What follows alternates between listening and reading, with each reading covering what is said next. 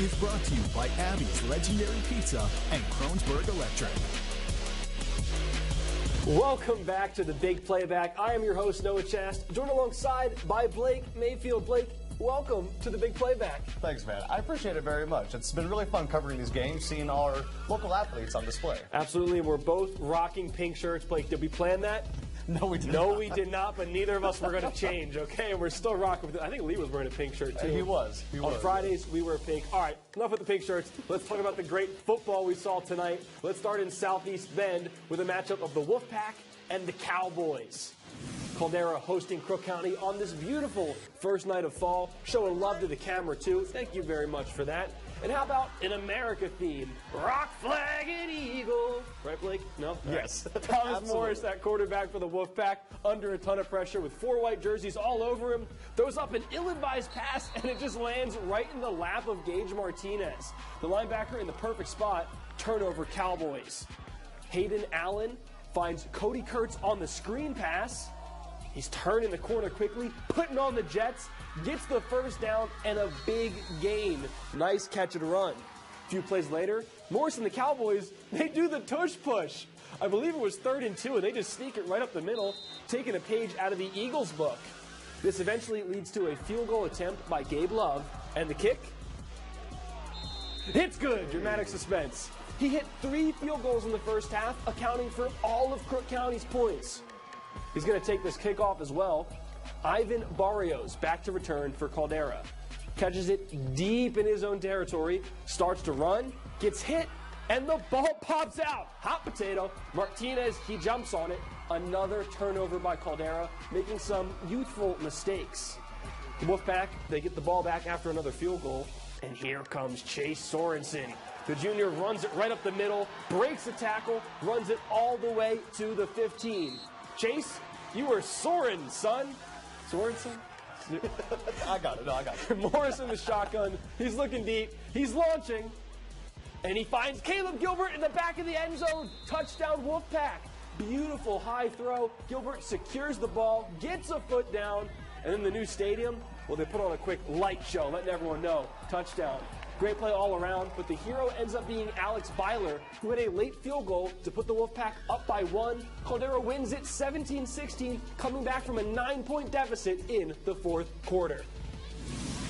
Well, it was a beautiful evening for some Friday night lights as the Bend High Lava Bears took on the Canby Cougars. The Lava Bears started off the game with an impressive 4th down stop of the Cougars as Miles Krasinski was the first one in on the stop. The later in the quarter, running back Jackson Ottlinger got stripped by Tyler Canold of the Cougs, who took it all the way to the Bears' 20-yard line.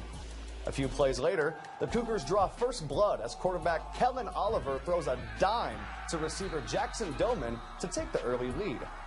On the next possession, Lava Bears quarterback Makai Morton gets picked off by Canby's Jack Brockmiller. One play later, the Cougars scored again as Tyler Canold gets to the end zone nearly untouched. The Lava Bears showed signs of life when Wyatt McLean got the interception after a tip pass from Canby. All right, come on, Ben. Lava Bears searching for some points. Morton looks deep for his receiver, Theo Martin, but the Cougars are able to pick the Lava Bears off at the 2-yard line. And right after the half, the Cougars marched right down the field and added to their lead with a Parker Ackerman touchdown. The Cougars never let up their lead as they win the game 22-0. Tough one for Ben, but all right, those Sisters Outlaws, they traveled south to Lapine tonight to take on the Hawks. The cross-county rivalry started off with a bang on the first play when Lapine ran a trick play that freed up receiver Kanoa Matchin for a 55-yard gain, getting tricky with it, but it gets tripped up just short of the end zone. A few plays later, QB Dylan Newton connecting with wide receiver Troy Shipman for an early 6 points, and boy, did Newton let the defender know about it. Yeah, that's going to be a penalty. It's a little too much. The chippiness not phasing the Outlaws as they answered back fast. Hunter Bronson throws a crossing to Hudson Beckwith, who left no chance for the defenders, tying this game at 6 apiece.